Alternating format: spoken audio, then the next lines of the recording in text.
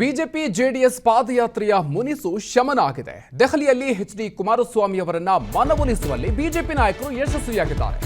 ದೆಹಲಿಯಲ್ಲಿ ಬಿಜೆಪಿ ಹಾಗೂ ಜೆಡಿಎಸ್ ನಾಯಕರ ಮೀಟಿಂಗ್ ನಡೆಯಿತು. ಕೇಂದ್ರ ಸಚಿವ ಪ್ರಹ್ಲಾದ್ ಜೋಶಿ ನಿವಾಸದಲ್ಲಿ ಚರ್ಚೆಯನ್ನ ನಡೆಸಲಾಯಿತು. ಪಾದಯಾತ್ರೆಗೆ ಸಂಬಂಧಪಟ್ಟಂತೆ ಚರ್ಚೆಯನ್ನ ನಡೆಸಿದ್ದಾರೆ ನಾಯಕರು. ಬಿಜೆಪಿ ರಾಜ್ಯಾಧ್ಯಕ್ಷ ವಿಜಯೇಂದ್ರ, ಕೇಂದ್ರ ಸಚಿವ ಎಚ್.ಡಿ. ಕುಮಾರಸ್ವಾಮಿ, ರಾಜ್ಯ ಬಿಜೆಪಿ ಉಸ್ತುವಾರಿ ರಾಧಾಮೋಹನ್ ಅಗರ್ವಾಲ್, ಕೋಲಾರ ಜೆಡಿಎಸ್ ಸಂಸದ ಮಲ್ಲೇಶ್ ಸೇರಿದಂತೆ ಹಲವರು ಈ ಚರ್ಚೆಯಲ್ಲಿ ಭಾಗಿಯಾಗಿದ್ದರು. ಈ ಸಂದರ್ಭದಲ್ಲಿ ಎಚ್.ಡಿ. ಕುಮಾರಸ್ವಾಮಿ ಅವರ ಮುನಿಸನ್ನ ಶಮನಗೊಳಿಸುವಲ್ಲಿ ಯಶಸ್ವಿಯಾಗಿದ್ದಾರೆ ಬಿಜೆಪಿ ನಾಯಕರು. ಬಿಜೆಪಿ ನಡೆಗೆ ಆಕ್ರೋಶವನ್ನ ವ್ಯಕ್ತಪಡಿಸಿದ್ರು ಎಚ್.ಡಿ. ಕುಮಾರಸ್ವಾಮಿ ಅವರು. ಈ ಒಂದು ಪಾದಯಾತ್ರೆಯ ವಿಚಾರಕ್ಕೆ ಸಂಬಂಧಪಟ್ಟಂತೆ ನಮ್ಮನ್ನು ವಿಶ್ವಾಸಕ್ಕೆ ತೆಗೆದುಕೊಳ್ತಾ ಇಲ್ಲ, ಹಾಗಾಗಿ ಬಿಜೆಪಿಯ ಪಾದಯಾತ್ರೆಗೆ ನಮ್ಮ ಬೆಂಬಲ ಇಲ್ಲ ಅಂತ ನೇರವಾಗಿ ಮಾಧ್ಯಮಗಳ ಮುಂದೆಯೇ ಕುಮಾರಸ್ವಾಮಿ ಅವರು ಹೇಳಿಕೆಯನ್ನ ನೀಡಿದ್ರು. ಸೊ ಇದೀಗ ಈ ಹಿನ್ನೆಲೆಯಲ್ಲಿ ಇವತ್ತು ದೆಹಲಿಯಲ್ಲಿ ಎಚ್.ಡಿ. ಕುಮಾರಸ್ವಾಮಿ ಅವರ ಮನವೊಲಿಸುವಲ್ಲಿ ಬಿಜೆಪಿ ನಾಯಕರು ಯಶಸ್ವಿಯಾಗಿದ್ದಾರೆ ಅಂತ ಗೊತ್ತಾಗ್ತಾ ಇದೆ.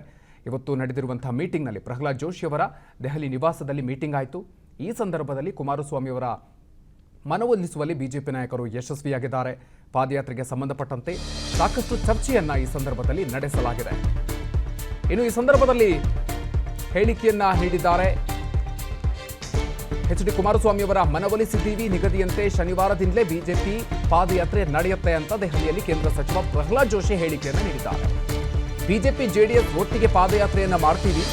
ರಾಜ್ಯ ಕಾಂಗ್ರೆಸ್ ಸರ್ಕಾರ ಭ್ರಷ್ಟಾಚಾರದಲ್ಲಿ ತೊಡಗಿದೆ. ವಾಲ್ಮೀಕಿ ಮುಡಾ ಹಗರಣವನ್ನ ಖಂಡಿಸಿ ಪಾದಯಾತ್ರೆಯನ್ನ ನಡೆಸ್ತೀವಿ. ಬೆಂಗಳೂರಿನಿಂದ ಮೈಸೂರಿನವರೆಗೆ 7 ದಿನ ಪಾದಯಾತ್ರೆ ನಡೆಯುತ್ತೆ ಅಂತ ಪಾದಯಾತ್ರೆಗೆ ಸಂಬಂಧಪಟ್ಟಂತೆ ಮಾಹಿತಿಯನ್ನ ನೀಡಿದ್ದಾರೆ. ಇನ್ನು ಈ ಪಾದಯಾತ್ರೆಯಲ್ಲಿ ಎರಡೂ ಪಕ್ಷಗಳ ನಾಯಕರು ಕೂಡ ಭಾಗಿಯಾಗ್ತೀವಿ. ದೆಹಲಿಯಲ್ಲಿ ಕೇಂದ್ರ ಸಚಿವ ಪ್ರಹ್ಲಾದ್ ಜೋಶಿ ಈ ಮೀಟಿಂಗ್ನ ನಂತರ ಹೇಳಿಕೆಯನ್ನ ನೀಡಿದ್ದಾರೆ.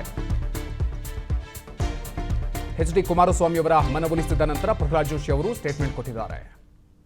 ಶನಿವಾರದಿಂದ ನಮ್ಮ ಪಾದಯಾತ್ರೆ ಬೆಂಗಳೂರಿನಿಂದ ಪ್ರಾರಂಭ ಆಗ್ತದೆ. ಬಾಕಿ ವಿಷಯವನ್ನ ಯಾವ ಹಿನ್ನೆಲೆಯಲ್ಲಿ ಪಾದಯಾತ್ರೆ ನಡೀತಾ ಇದೆ ಅನ್ನೋದನ್ನ ಹೇಳಿದ್ದಾರೆ. ಕರ್ನಾಟಕ ಸರ್ಕಾರ ಅತ್ಯಂತ ಬ್ಲೇಟೆಂಟ್ ಆಗಿ ಭ್ರಷ್ಟಾಚಾರದಲ್ಲಿ ತೊಡಗಿದೆ.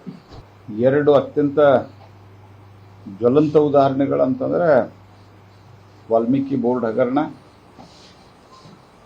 ಮತ್ತು ಮೂಡಾ ಹಗರಣ. ಎಷ್ಟೊಂದು ನಿರ್ಲಜ್ಜವಾಗಿ ಸಮರ್ಥನೆ ಮಾಡ್ಕೊಳ್ತಾ ಮೂಡಾ ಒಂದು ಹಗರಣನೇ ಅಲ್ಲ ಅಂತ ಹೇಳ್ತಾರೆ. ಇಷ್ಟೊಂದು ನಿರ್ಲಜ್ಜತನದ ಒಂದು ಪರಮಾವಧಿಯನ್ನು ಅವರು ತಲುಪಿದ್ದಾರೆ. ಬರುವ ಶನಿವಾರ NDA ಇಂದ ಪಾದಯಾತ್ರೆ ನಡೀತದೆ. NDA ಪಾದಯಾತ್ರೆಯಲ್ಲಿ ಭಾರತೀಯ ಜನತಾ ಪಾರ್ಟಿ ಮತ್ತು JDS ಎರಡು ಒಟ್ಟಿಗೆ ಪಾದಯಾತ್ರೆಯನ್ನು ನಡೆಸ್ತೀವಿ. ಮತ್ತು ನಿಮ್ಮ ಮನಸ್ಸಿನಲ್ಲಿರುವಂಥ ಪ್ರಶ್ನೆ ನನಗೆ ಗೊತ್ತಿದೆ, ಬೆಳಿಗ್ಗೆನೂ ಕೇಳಿದ್ದೀರಿ. ಕುಮಾರಸ್ವಾಮಿ ಅವರು ಮತ್ತು JDS ಬರ್ತಾರಾ ಇಲ್ವಂತ ನಾವು ಒಂದಿಷ್ಟು ಕಮ್ಯುನಿಕೇಷನ್ ಗ್ಯಾಪ್ಗಳೇನಿತ್ತು ಅದನ್ನು ನಾನು, ವಿಜೇಂದ್ರ ಅವರು ಮತ್ತು ರಾಧಾಮೋಹನ್ ದಾಸ್ ಅವರು ಮಾತುಕತೆ ಮಾಡಿ ಎಲ್ಲವೂ ಸರಿ ಹೋಗಿದೆ.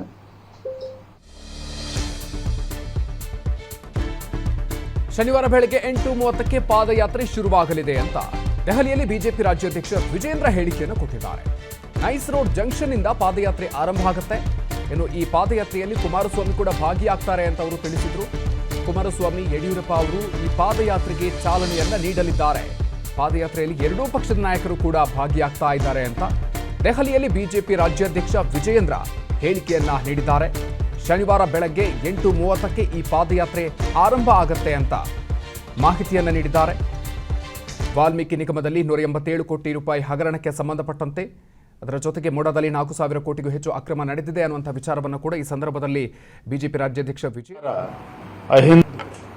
ರಾಜ್ಯದಲ್ಲಿರುವ ಈ ಕಾಂಗ್ರೆಸ್ ಸರ್ಕಾರ ಅಹಿಂದ ಹೆಸರು ಹೇಳಿಕೊಂಡು ರಾಜ್ಯದ ಅಧಿಕಾರದ ಚುಕ್ಕಾಣಿ ಹಿಡಿದಿರ್ತಕ್ಕಂಥ ಸನ್ಮಾನ್ಯ ಸಿದ್ದರಾಮಯ್ಯನವರ ನೇತೃತ್ವದ ಕಾಂಗ್ರೆಸ್ ಸರ್ಕಾರ ಭ್ರಷ್ಟಾಚಾರದಲ್ಲಿ ಮುಳುಗಿರ್ತಕ್ಕಂಥದ್ದು ಕರ್ನಾಟಕ ರಾಜ್ಯ ಅಷ್ಟೆಲ್ಲ ಇವತ್ತು ದೇಶಾದ್ಯಂತ ಚರ್ಚೆ ಆಗ್ತಾ ಇದೆ. ವಾಲ್ಮೀಕಿ ಅಭಿವೃದ್ಧಿ ನಿಗಮದಲ್ಲಿ ಆಗಿರ್ತಕ್ಕಂಥ 187 ಕೋಟಿ ರೂಪಾಯಿನ ಒಂದು ಹಗರಣ, ಯಾವ ಪರಿಶಿಷ್ಟ ಪಂಗಡಗಳ ಜನರ ಒಂದು ಅಭಿವೃದ್ಧಿಗೆ ಮೀಸಲಿಟ್ಟಿರ್ತಕ್ಕಂಥ ಹಣವನ್ನು ದೋಚಿರ್ತಕ್ಕಂಥ ಕಾಂಗ್ರೆಸ್ ಸರ್ಕಾರ ಸ್ವತಃ ಮುಖ್ಯಮಂತ್ರಿಗಳೇ ಸದನದಲ್ಲಿ ಒಪ್ಕೊಂಡಿದ್ದಾರೆ ಭ್ರಷ್ಟಾಚಾರ ಆಗಿದೆ ಅಂತೇಳಿ. Chief Minister Siddaramaiah himself has accepted that corruption has taken place in Estate Development Corporation. ಒಪ್ಕೊಂಡಿದ್ದಾರೆ ಸ್ವತಃ ಮುಖ್ಯಮಂತ್ರಿಗಳೇ.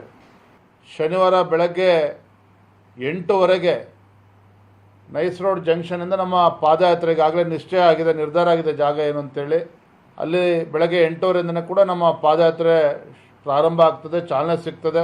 ರಾಜ್ಯದ ಎಲ್ಲ ನಮ್ಮ ಜನತಾ ಪಾರ್ಟಿ ಹಾಗೂ ಜಾತ್ಯತೀತ ಜನತಾ ದಳದ ಎಲ್ಲ ಸಂಸದರು ಇರ್ತಾರೆ, ನಮ್ಮ ಎರಡೂ ಪಕ್ಷದ ಶಾಸಕರುಗಳು ಇರ್ತಾರೆ. ಅವತ್ತು ಮಾನ್ಯ ಕುಮಾರಸ್ವಾಮಿ ಅವರು ಕೂಡ ಬಂದು ಕಾರ್ಯಕ್ರಮ ಉದ್ಘಾಟನೆ ಮಾಡೋರಿದ್ದಾರೆ. ಹಿರಿಯರಾಗಿರ್ತಕ್ಕಂಥ ಸನ್ಮಾನ್ಯ BS ಯಡಿಯೂರಪ್ಪನವರು ಕೂಡ ಆ ಕಾರ್ಯಕ್ರಮ. ಅನುಕ್ಷಣದ ಸುದ್ದಿಗಳಿಗಾಗಿ ವಿಸ್ತಾರ ನ್ಯೂಸ್ ಯೂಟ್ಯೂಬ್ ಚಾನೆಲ್ ಸಬ್ಸ್ಕ್ರೈಬ್ ಮಾಡಿ.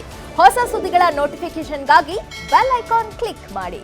ಲೇಟೆಸ್ಟ್ ಅಪ್ಡೇಟ್ಸ್ಗಾಗಿ www.vistaranews.com ವೆಬ್ಸೈಟ್ಗೆ ವಿಸಿಟ್ ಮಾಡಿ.